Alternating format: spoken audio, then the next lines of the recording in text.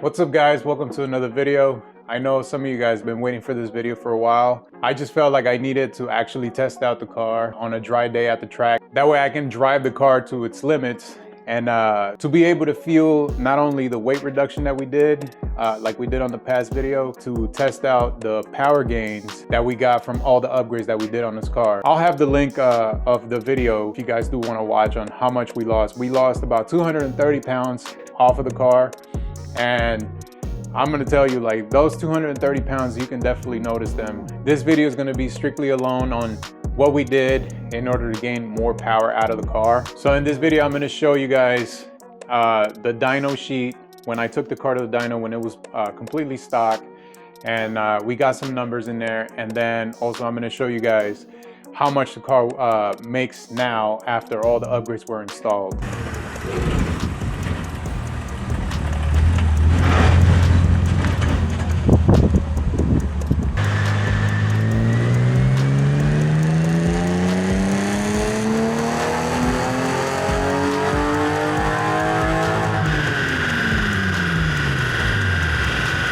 These are the results.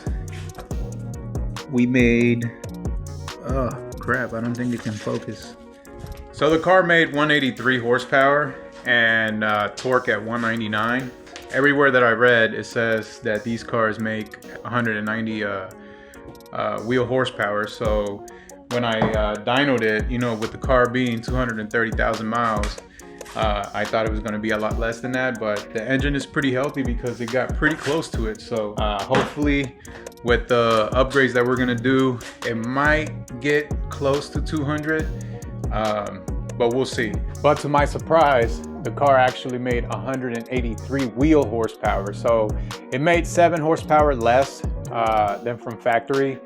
So with 240,000 miles, I just knew that it was a great start to be able to work on this motor, knowing that it only lost 7 horsepower from, you know, from when it was brand new. The car was great. It felt pretty good, but I knew that with the right parts, I can probably get it just a little more. So after the car came out of the dyno, I immediately started piecing together on what parts I needed in order to make everything work. First thing was the M50 manifold swap. I got the M50 manifold, I got it used, and I got a kit from Castle Performance.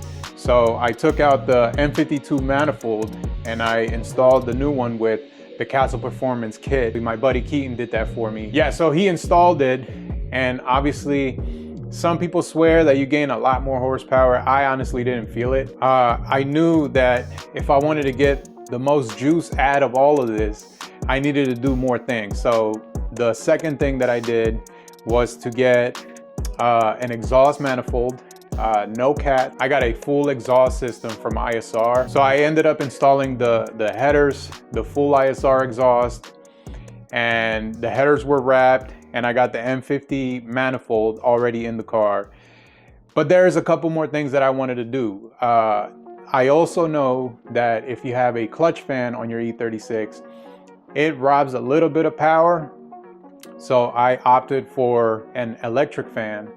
And the last thing to just bring everything together was a tune. So on top of me doing all that, from the basic maintenance on the car and brand new spark plugs, I opted for RK tunes. I never tuned a car myself before, but reading about different tunes, I decided to go with RK tunes. And the whole process was very easy and fast. So if you go on the website and you choose your platform, you know, for example, mine is a BMW E36 with the M52 B28 motor. And then you type all the upgrades that you have on your car. You know, you can choose different things that you want out of the tune. For example, one of them was if you want a burble tune, which honestly I just didn't want. It sounds cool, but I just didn't want it personally. But you get from a higher rev range, more horsepower. You can delete the rear O2 sensors. Those are some options. There's some more stuff that you can add on there. Not too much, but there's some stuff that you can add on there. But the hardest part out of the whole process was actually trying to find a Windows laptop, because you need a Windows laptop to make the software run. What happens? So you go to the website and you choose what you want, And then Arcade sends you an envelope with a scanner. It's a scan tool that has a USB port, and then you plug it into the OBD port on your car. And what you do is you download the software on the laptop, and then you extract the data from your ECU as the car sits. And then you send that data to Arcade Tunes, and then a couple of days later, he will send you back the actual tune that you're gonna be running on your car. So as soon as Arcade Tunes sends you the data, there is one more step that you have to do before you can do everything. You have to go in the engine bay and pretty much splice a wire. And I believe I have a video on that, so I can show you guys exactly what I did. After you do that, all you have to do is go back on the software, plug the scanner tool back onto your car, and you pretty much write a new tune on the car. It says it right there. The software is very easy. It's anti-dummy proof, I promise. I have a hard time sometimes understanding like really basic shit. So I promise you guys, it's really easy. So as soon as the tune is installed, I don't have a place where I can actually just go and drive the car like crazy. So one way of me knowing if the tune was installed or not was to obviously start the car. I let the car idle for a little bit. And then what I did is I just revved it all the way up to limiter just to see where the limiter is at. And it actually went past the red line. So it went up to 7,200 RPM. So at that moment, I just knew that the tune was installed, and all we had to do is just go back to the dyno. So I immediately called and scheduled an appointment at the dyno.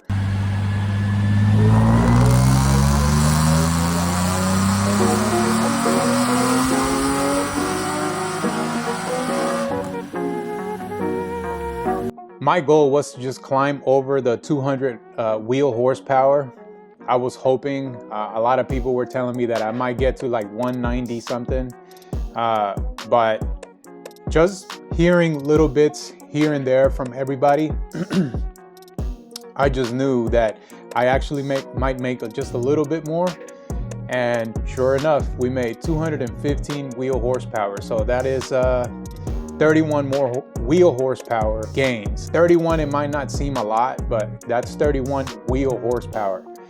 So from the car being 230 pounds lighter and then adding another 31 horsepower to the wheels, so you guys can get a visual on what it felt like. Driving in a straight line, my car actually, like if you decide to launch from a dead stop from first to second, my car will actually spin second gear in a straight line, just for a little bit.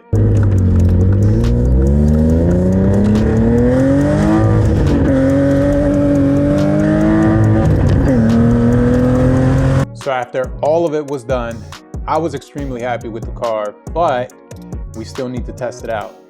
So unfortunately, the next event that was available was on a rainy day at Spirit Peaks Raceway. We just decided to go. It was actually a cool event. It was on Halloween, which I do have some clips here and there. Unfortunately, I won't be able to experience what it would be like to have the higher rev range and a little bit of more horsepower because it's raining. So I wish it was dry, but we're just gonna go and have fun, and you know, I guess we'll test that out some other time. But right now we're just gonna go and have fun. I did bring my son for the first time. He's actually gonna ride with me in a drift car. He's never been interested in drifting. He never really liked it. Now that he's a little older and I have another car, he's gonna go in and ride with me. So you guys are gonna see his reaction. Straight up 1920s gangsters right here. Both sending it with the E36s. Man, let's get you a fit check, bro. Come on. Check me out.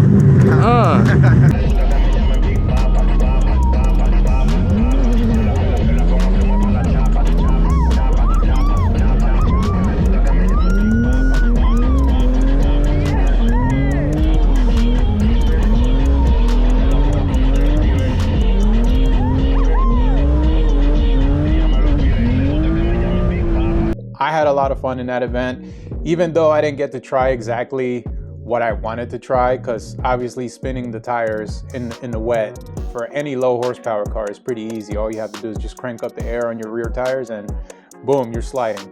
I still needed to test it out in the dry, And obviously that's the reason why it took me longer to make this video. I had some of you guys actually message me privately, and I saw a couple of comments in different social platforms about this video specifically. So I ended up going to another drift event at the same track, and luckily it was actually a dry day. That was last weekend on November 30th, and we went in there, but there was one more thing that I wanted to test out. So I know that the 391, there's a cult following on this differential. A lot of E36 guys that like to drift, they swear by 391.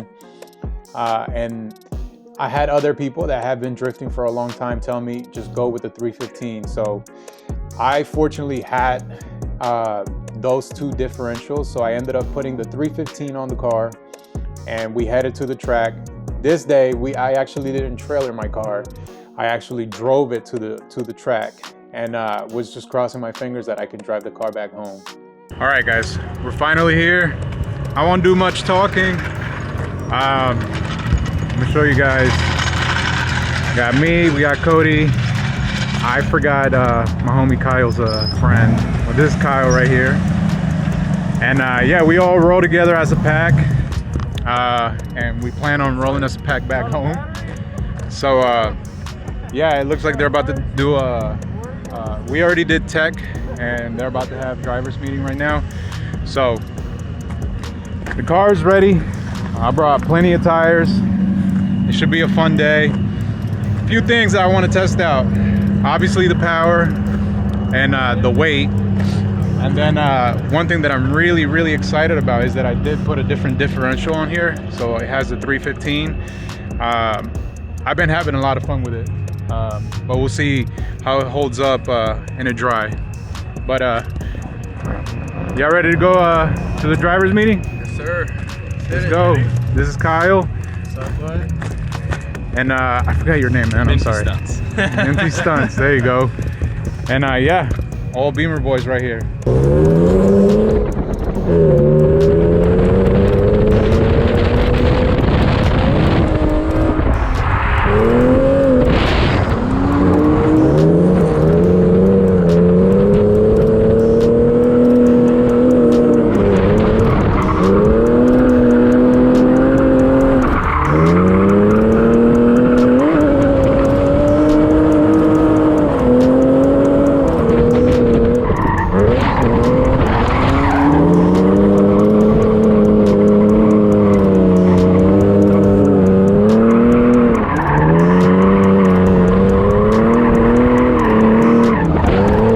My goal was just to see if I put a 315 differential, it has shorter gears. That means that it will lose a bit of torque, but it will have a longer gear, and that combined with the RPM increase, I just, in my head, I just felt like it would work.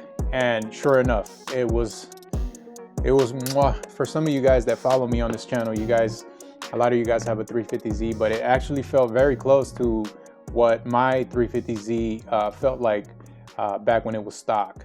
Might be reaching here a little bit, but it actually felt a little better than that. And you know, the combination of a lighter car and just the power to weight ratio, I don't know, it's just something about it. It just felt really good. Now onto the diff. Why the 315? I'm gonna give you guys some pros and cons, right? So this is just my perspective, so take it with a grain of salt, but I think I have some good points. So hear me out. Number one, I absolutely love it. I feel like it suits my style a lot better, and I feel really comfortable sliding the car. Like I had no issues whatsoever. Number two, yes, I did get it tuned to be able to rev the car a lot higher. I actually uploaded a video on Instagram, and I had a lot of people talking about, oh, you're gonna blow up your motor and this and that. Yes, that could potentially happen, and it's not good for the car, but for me it is good. If you do need that extra bit of power, it's good to have it, you know. And with the 391, I was constantly hitting limiter all the time, and you know, with the 315, I don't even remember actually hitting limiter most of the time. Number 3, I do have one of the common issues with these cars is that you have a 5th gear lean, so your shifter doesn't sit all centered. There is a risk whenever you're shifting gears that you might money shift. For those who don't know what money shifting is when you go from second to third, but you accidentally throw it in first, and obviously you could potentially break your transmission. So with me having the 5th gear lean, with the 391, I had to go from second to third to drift some corners. But with the 315, I pretty much just stayed on second gear the whole time. I don't have to worry about me, you know, shifting into the wrong gear or anything like that. So that is a big plus for me. Number 4, I mentioned that this is a street car as well. Yes, the car is built for drifting, but I do have back seats. I do like to daily drive this car. I do like to go and pick up my son and have my fiance in the passenger seat, so you know I can have people in the back. For me to be able to just cruise down the highway, because back on the 391 I was screaming you know, at 5,000 RPM on 5th gear down the highway, and it got really uncomfortable. It's really annoying, it's really loud. You know, if you do want to go a little fast, like you're limited obviously with the shorter gear ratio differential, like you can't go as fast on the highway. But with the 315, I'm able to cruise on 4th gear, you know, below 3,000 RPMs, and I'm just cruising down the highway. That was a huge one for me, to be able to not only make the 315 work for me at the track, but also as a daily driver. Then the 5th point that I have is, with that being said, from being able to cruise down the highway chilling, you get way better gas mileage. There's a little comparison that I did with Cody. We both filled up our tanks and we drove to the track, and when we got there, he was actually probably a little below half a tank, and I only had a 1/4 tank gone just arriving at the track. So yeah, like it makes it a lot better for daily driving. Halfway through the day at the track, I believe something went wrong in my transmission. Not sure exactly what happened, but Keaton, one of my buddies, believes that I probably broke a clip that holds the fork inside the bell housing, and he believes that it just broke off. And I do remember when I replaced it, it was kind of rusty. I have to pull the transmission out in order to get that fixed, but I didn't want to do it right then and there because we are just heading over to wintertime, and I'm not going to be driving this car as much. It might potentially start snowing here pretty soon. So what I'm going to do is I'm going to park the car, I'm going to jack it up, and I'm actually going to take the motor out of the car, get all those things fixed, and then I want to work on the engine bay. I know it is just a saying, it's just a drift car. My car is not going to look ratchet like that all the time. I actually do want to make it look nice. So we got the car exactly how I want it to drive.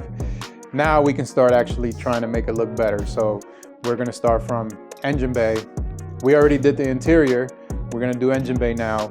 And then after I'm done with the engine bay, I'm hoping that summer comes pretty soon and it starts to get warmer. That way I can try to attempt to paint this car. I'm going to try to attempt it myself. I am not sure. I did buy all the stuff for it, so we'll see how it goes. I want to say to all the new subscribers and the new E36 guys that I have actually subscribed to the channel now, I want to say welcome. I hope you guys like the content. I'm not so good yet. I'm still trying to get better with editing and talking on a camera. And to all my OG subscribers, I want to say thank you for all the support and love that I get from you guys on a daily, especially on Instagram. A few years ago, I didn't think I was going to be doing this again, but here we are. I personally hit kind of a bit of a dark time this year, but I'm hoping that 2025 it gets better. You know, I just want to tell you, you know, don't allow all the negativity affect you. Try to stay positive. You know, sometimes we get blessings in disguise. If you feel like you keep falling down, just keep getting up. You know, consistency is key. Just keep on doing it. Don't stop, no matter what. But anyways, you guys have a great New Year's. Merry Christmas and New Year's. And I'll see you guys on the next one.